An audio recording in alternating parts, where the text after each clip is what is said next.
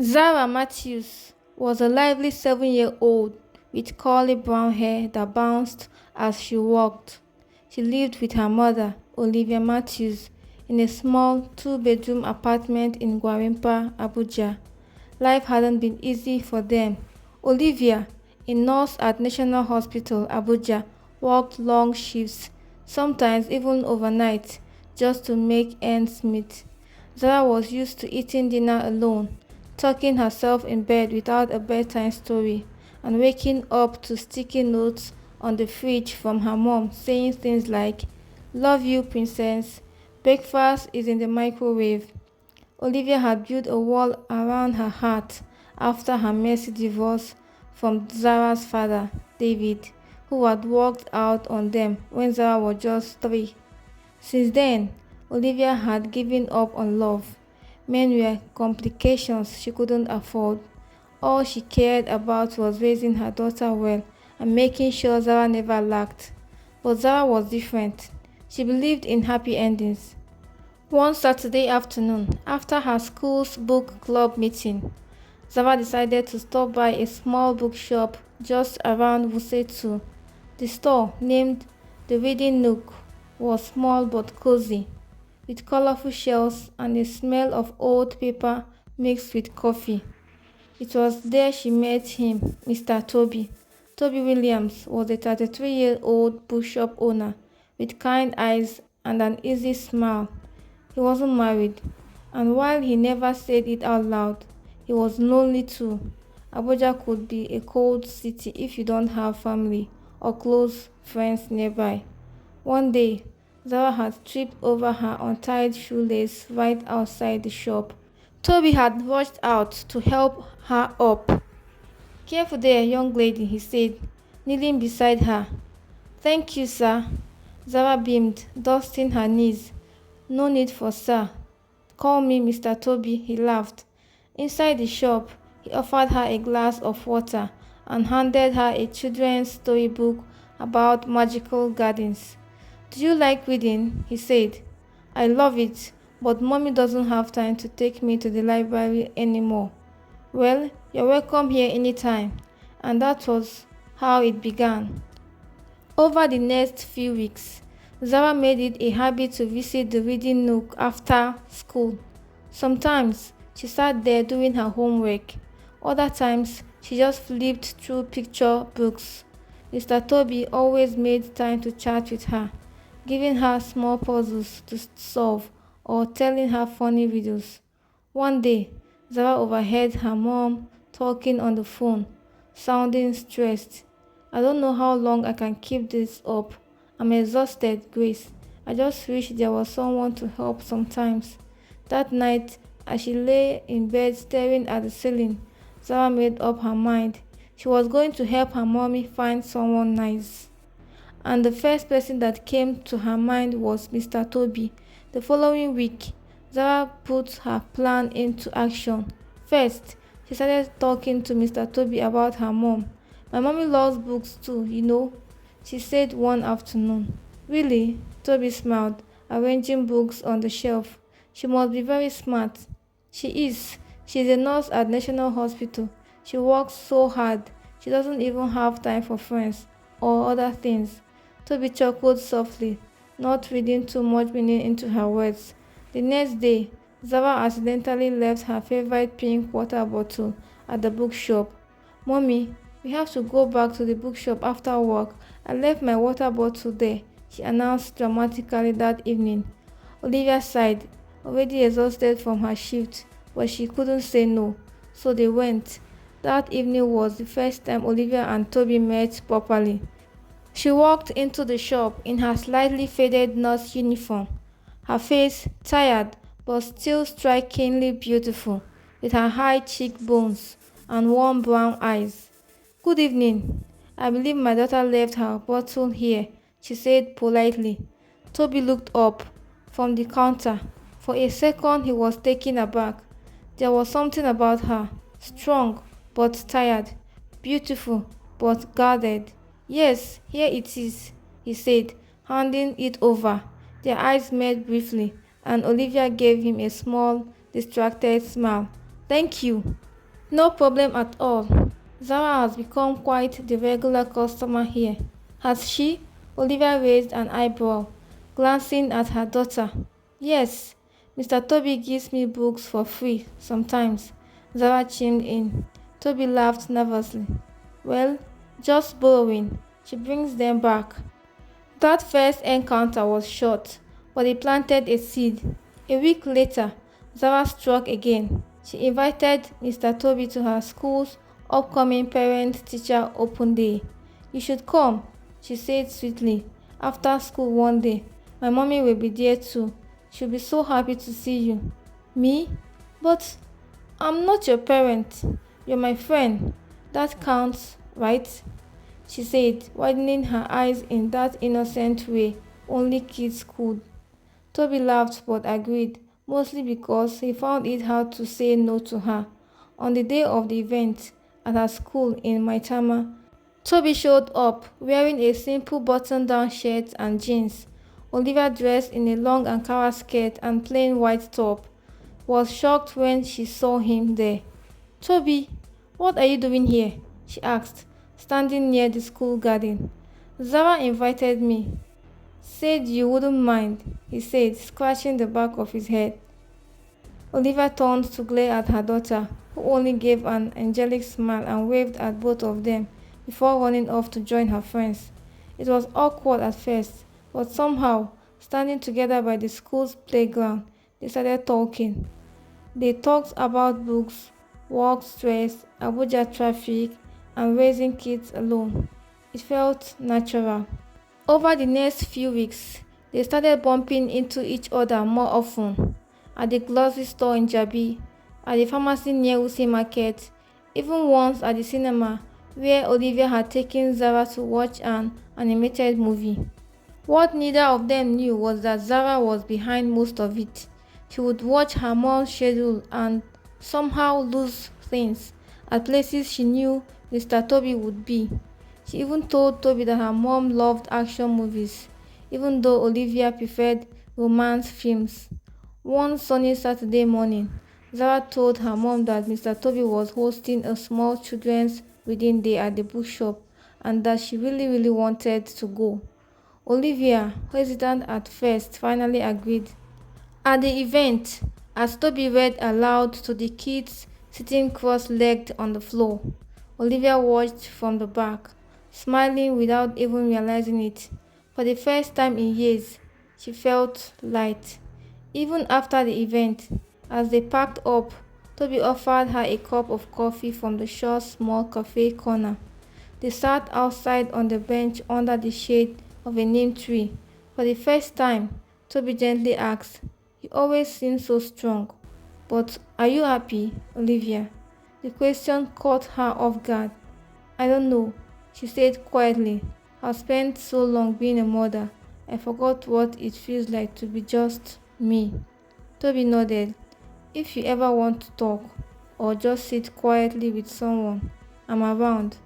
That night, as Olivia tucked Zara into bed, she found her daughter grinning up at her. "What's that smile for?" Olivia asked. "Nothing," Zara said, hugging her pillow tight. "Just happy things." Olivia kissed her on the forehead, shaking her head. But a few days later, while doing laundry, Olivia found Zara's small pink diary under her pillow. It was slightly open, and against her better judgment, she read the page. In bold, childlike writing, Zara had written, "Mission: make Mommy and Mr. Toby fall in love." Olivia froze. Her heart raced between shock, laughter, and a little embarrassment. She didn't know whether to scold her daughter or hug her. Just as she stood there smiling to herself, her phone beeped. It was a message from Toby. "Hey Olivia, would you like to have coffee with me next weekend? Just you and me this time. No Zara plans involved. Promise?" Olivia looked at the message, and for the first time in years, she felt her heart flutter. She laughed softly, shaking her head. That little girl of hers. Unknowingly, or perhaps knowingly, Zara had done something beautiful. That evening, as she sat on the couch folding Zara's clothes, She thought about how Toby had been showing up more in their lives, not in an annoying, pushy way, but in small, consistent ways that felt safe and comfortable. Zara came bouncing into the living room, holding her toy unicorn by the neck. "Mommy, can we go to the park tomorrow? Please?" she asked, giving Olivia her classic puppy dog eyes. Olivia smiled and ruffled her daughter's hair. "We'll see, darling." But her mind wasn't on the park. It was on that text message. Finally, after much pacing back and forth, she replied, "Coffee sounds nice. Let me know when." Within seconds, her phone buzzed again. "Saturday, 11 a.m. Brew House Cafe, we'll say 2. I'll be waiting." By Saturday morning, Olivia sat in front of her bedroom mirror, unsure of what to wear. Everything felt either too formal or too casual. Finally, she settled for a mustard yellow blouse and a pair of dark blue jeans. Simple but flattering. She left her braids hanging loosely over her shoulder. Before stepping out, she glanced at Zara, who sat on the floor playing with her dolls. "Zara, I'm going out for a bit, okay? Auntie Grace from next door will check on you." Zara didn't even look up. "Are you going to see Mr. Toby?" she asked, grinning. Olivia paused. "How do you—" "Never mind, I won't be long." As she made her way to House Cafe, her heart beat faster with every step. The streets of Abuja were already alive with Saturday morning energy. Hawkers selling newspapers, taxis honking, friends gathering for brunch. When she arrived, she saw Toby already sitting outside at a small corner table, wearing a light grey polo shirt and black jeans. He stood up when he saw her. His smile wild and genuine. "You came," he said, pulling out a chair for her. "I said I would, didn't I?" she replied, trying not to sound too nervous. For the first few minutes, their conversation circled around safe topics like books, Zara's school, Abuja's unpredictable weather, but gradually something shifted. They laughed more. They talked about their childhoods. Olivia found herself sharing stories about growing up in Jos before moving to Abuja, and how nursing wasn't her first career choice. Toby talked about how he left a corporate job to open a bookshop because he wanted peace and simplicity. By the time the waiter cleared their coffee cups, Olivia felt like she hadn't laughed that much in years. When it was time to leave, Toby walked her to her car. "Thank you, Olivia," he said, looking into her eyes. "For what?" "For today, and for Zara. I didn't know how much I needed people like you two in my life until now." There was a pause, a lingering silence between them. Toby hesitated, then added, "I'd like to do this again, if that's okay with you." Olivia nodded, smiling softly. "I think I'll like that too." Over the next few weeks, the casual coffee dates turned into weekend brunches. Sometimes they took Zara to Millennium Park. Other times, Toby would stop by their apartment with new storybooks just for her. On one sunny Sunday afternoon, Olivia invited him over for lunch for the first time. She spent the whole morning cooking jollof rice, fried plantains, and grilled chicken, mentally arguing with herself over whether she was doing too much. Toby arrived with a small bouquet of yellow roses and a box of cupcakes from a bakery in Gariki. "For you," he said, handing the flowers to her. Olivia blinked in surprise. "You bought me flowers?" He shrugged shyly. Seemed like the right thing to do. Zara danced around the living room, clapping like she was the happiest child in the world. Lunch went well. They ate, laughed, and even played a board game afterwards. When it was time for Toby to leave, Zara gave him a tight hug. "You are like family now," she said sweetly. Olivia stood at the door, watching as Toby walked towards the car. Suddenly, he turned around and walked back. Without overthinking, he leaned down and kissed Olivia softly on her cheeks. She froze, her cheeks warming instantly. Good night, Olivia, he whispered. Good night, Toby, she replied, her voice barely audible. When she closed the door, Zara was standing right behind her. I saw that. Zara sang out, giggling. Oh, you. Olivia picked her up, tickling her until they both fell onto the couch, laughing. But as the days went by, reality began to creep back in. One evening after work, Olivia sat at the dining table staring at her bank statement. Bills were piling up. Zara's school fees were due soon. The hospital was cutting overtime hours. She felt the old weight settle on her chest again. When Toby called that night, she answered with a tired voice. You sound off. Want to talk about it? He asked. It's nothing. Just life. Olivia, please don't shut me out. That simple sentence stopped her cold. No one had said that to her in years. Later that week, Toby showed up at her door with groceries. I'm cooking dinner tonight, he announced, walking past her into the kitchen like he belonged there. As she watched him chop onions and fry stew, she felt tears sting her eyes. I don't know how to let people in anymore, she said suddenly. Toby paused, looking at her gently. I'm not asking you to let me all the way in. Not yet. Just don't lock the door completely, he said. That night after dinner, while Zara was fast asleep, Olivia and Toby sat on the couch under the dim glow of the living room lamp.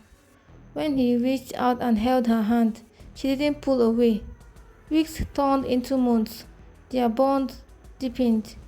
They spent Christmas together, exchanging small but thoughtful gifts. Toby bought Zara a storybook collection she had been dreaming about. And for Olivia, he bought a silver bracelet with a small heart charm. New Year came, and with it, new beginning. But just as everything was starting to feel perfect, life threw them a curveball. One afternoon in March, Olivia bumped into her ex-husband, David, at the Gariki Mall. He stood there, looking different, older, with a rough beard and tired eyes. He hadn't seen Zara in years. Olivia, he called out. She froze. The shopping bag in her hand nearly slipped. David walked towards her. Wow, you look good. She felt anger and confusion boil inside her. What do you want, David? She asked sharply. I I was transferred to Abuja recently. I've been meaning to look for you too. I want to see Zara. Can we talk? And just like that, the past Olivia had buried started resurfacing. Toby noticed the change in her immediately that week. She became quieter, distracted. One night, as they sat on the balcony overlooking the city lights, he asked her gently, "What's going on, Olivia?" She turned to him, her voice low. "David's back. Zara's father." The words hung in the air between them. Toby swallowed hard. "And what does that mean for us?" "I don't know yet," Olivia whispered. But deep inside, she feared that her fragile happiness, the one she and Zara had finally built with Toby, might be at risk of falling apart. Little did she know Zara had overheard everything. And this time, the little matchmaker had no idea how to fix things. The following days felt heavy for Olivia. David had called twice already, asking to meet Zara. Each time, she found an excuse to say no, but deep inside, she knew she couldn't avoid the conversation forever. Zara, noticing her mother's constant mood swings, stopped asking questions, but the little girl felt it, the tension in the air, the late night's phone call. The long stares her mother gave to nothing in particular. One Saturday afternoon, while Olivia sat at the dining table staring at an untouched cup of tea, her phone rang again. It was Toby. "Hey," he said softly, "I miss you." Tears filled Olivia's eyes at the sound of his voice. "I miss you too," she whispered. "Can I come over?" There was a long pause before she answered. "Yes, please." 15 minutes later, Toby arrived. He didn't say much. He just pulled her into a hug and held her there until she stopped shaking. After she calmed down, she told him everything about David's sudden reappearance, about the guilt she felt keeping Zara away from her father, and about the fear of letting David hurt them again. Toby listened quietly, never interrupting. When she was done, he took her hand. Olivia, you owe Zara the truth, but you don't owe David anything more than what's best for her. But what if he tries to fight for custody? What if he wants to be in her life just to make things harder for me? She asked, her voice trembling. Then you will fight back, and you won't be fighting alone this time. Toby said firmly, I'm here, for you, for Zara. That evening, Olivia sat Zara down. Mommy has something to tell you, she began, choosing her words carefully. Zara sat cross-legged on the couch, clutching her stuffed unicorn. Your dad, David, he's back in Abuja. Zara blinked in confusion. My real dad? Yes, Olivia's throat tightened. He wants to see you. For a moment, Zara was silent. Then she asked, why didn't he want to see me before? Olivia swallowed hard. Because he made some bad choices back then. He wasn't ready to be a good father. But you don't have to meet him if you don't want to. Zara hugged her mother tightly. I only want to see people who love me, like you and Mr. Toby. Olivia closed her eyes, holding her daughter close. The next day, when David called again, Olivia told him firmly, but politely, that Zara wasn't ready to see him.